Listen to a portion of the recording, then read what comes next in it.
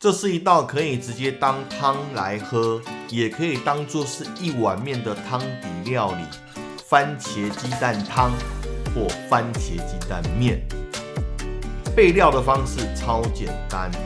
把牛番茄滚刀切成小块状，大白菜洗干净后切成1口大小，就完成了备料工作了。鸡蛋先打散后，在热锅热油的状态将蛋液倒入，煎至7到8分熟，起锅备用。在原锅子内放入牛番茄拌炒一会，加入番茄酱，继续炒，炒到番茄变软。那基于不浪费食物的原则，我这个番茄酱包是吃素食剩下的，我就把它一并加入，再加入大白菜翻炒均匀，倒入白开水焖煮至大白菜软烂，打开锅盖，铺上炒好的鸡蛋，